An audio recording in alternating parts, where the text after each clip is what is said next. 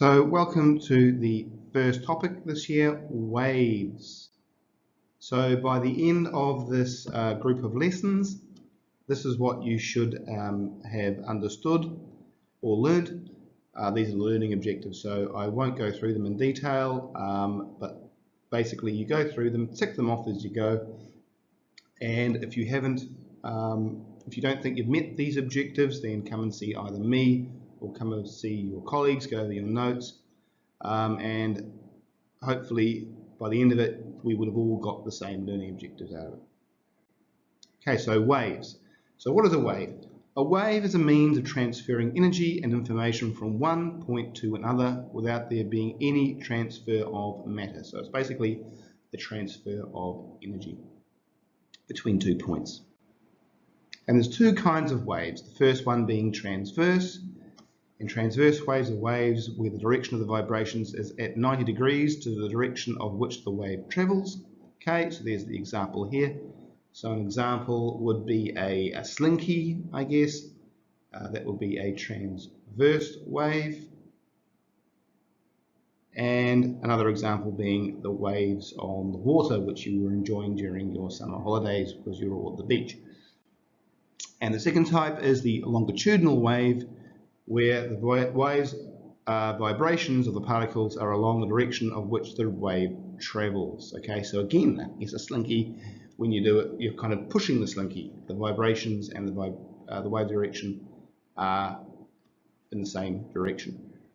An example of that would be your sound waves, in which you are hearing my wonderful voice, and also the longitudinal waves of a slinky. So how do you describe waves? Well, there's many terms and we'll go through them individually. First thing is the amplitude. Now the amplitude is the maximum movement of the particles which make up the wave from their rest position. Okay. Then we have, that's the example there, so that's the amplitude. Okay, that's the maximum movement of the particles from their rest position.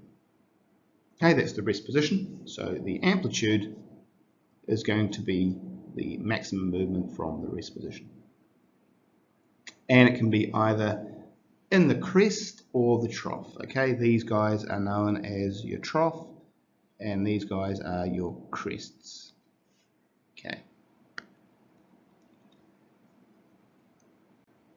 And the next term you need to be familiar with is lambda wavelength. The wavelength is the distance between one wave peak and the next wave peak along the path of the wave. And it's measured usually in meters. Of course, with electromagnetic radiation, that gets a bit smaller in terms of nanometers and picometers, but still meters. Okay, there's the example. There's a wave. The wavelength is from either trough to trough or peak to peak. Third term you've got to be familiar with is F, the frequency. And the frequency is the number of wave peaks that pass a point in 1 second. And it's measured in hertz, Hz. 1 hertz is equal to 1 peak per second, 2 hertz t peak per second, and so on. Usually with waves you're looking at least, say, 1000 hertz, which would be called 1 kilohertz. 1 megahertz and 1 gigahertz. Those are kind of the numbers we'll be using, usually with electromagnetic radiation, which we'll learn about later in the unit.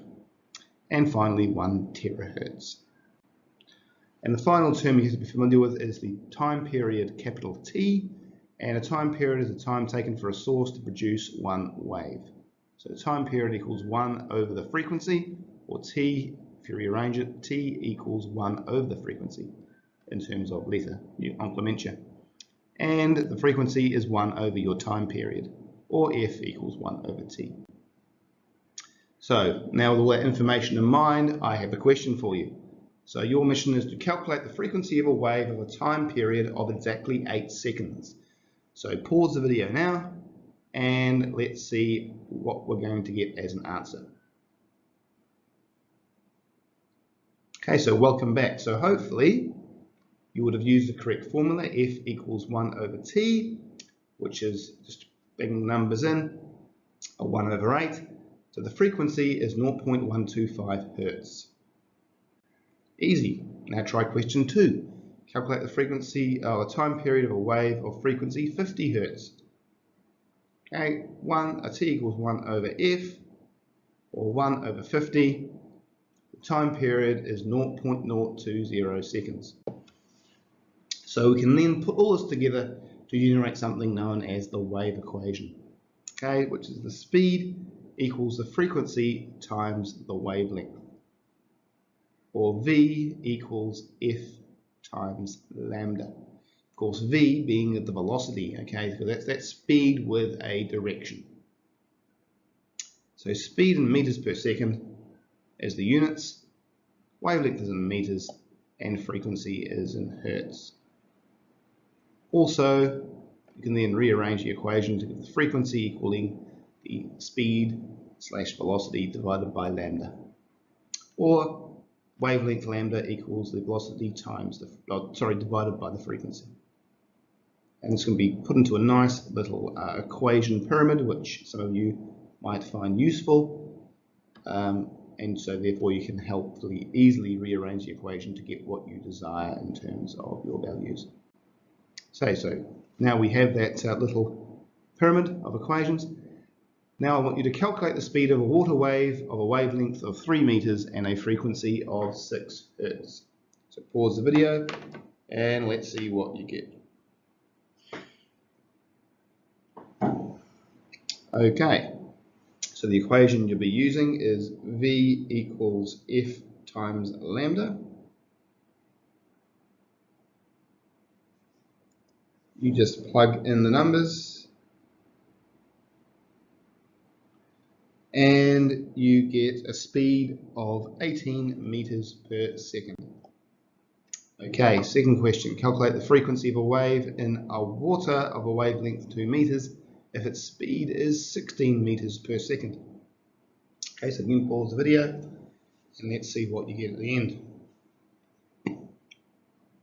Right, so again, you're using the velocity equals frequency times lambda. I'm using velocity and speed interchangeably. This becomes, if you rearrange it, the frequency is then velocity divided by the wavelength. So it's going to equal 16 meters per second divided by 2 meters, so a frequency of 8 Hz. Next question. Calculate the wavelength of a sound wave in water of a frequency 300 Hz if its speed is 1,500 meters per second. Okay, so again, pausing the video and trying to answer the question.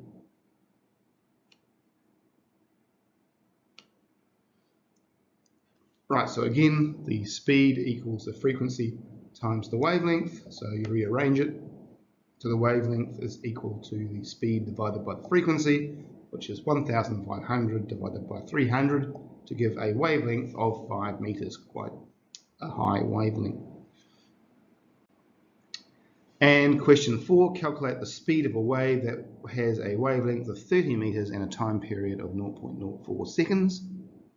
Again, pausing the video and coming back once you have an answer. Okay, so frequency equals 1 over the time period, so it's going to be 1 divided by 0.4 seconds, which means the frequency is going to be hertz. But again, we need the speed, so we need to use a second equation where speed equals frequency times wavelength, which will be 25 times 30, giving an overall speed of 750 meters per second. Okay, so that's giving you an outlay of how you can use those two equations to find a range of values.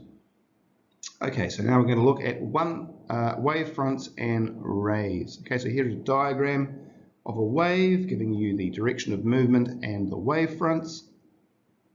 Okay, so a wave front is a line where the energy in the medium is the same phase as all the other points.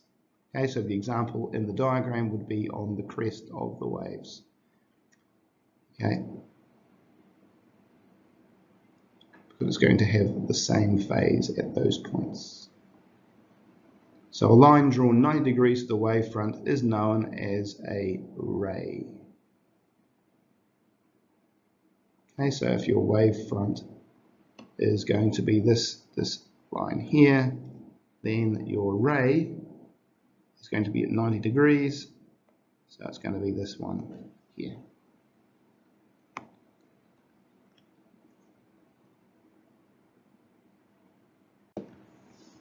So we also have to look at the reflection of waves. We'll look at it in more detail later in the unit. However, all we need to know is that the reflection occurs when a wave is reflected from a surface that it's hitting. So here we have these waves from the ocean hitting the concrete surface of the breakwater, and they are reflecting away. The important thing to note is the angle of incidence, which is the angle going in, always equals the angle of reflection of the light ray, which is the light ray leaving the surface, being reflected off. Okay, so we've also got the refraction of wavefronts. Again, we'll go into this in more detail. What happens in refraction is when it goes from deeper water into shallow water, and the reason why is because of the idea of velocity equals frequency times length. Okay, so the frequency of a wave is fixed. Okay, so from the equations that we've learned earlier, the velocity and frequency of the wave have to change in different mediums.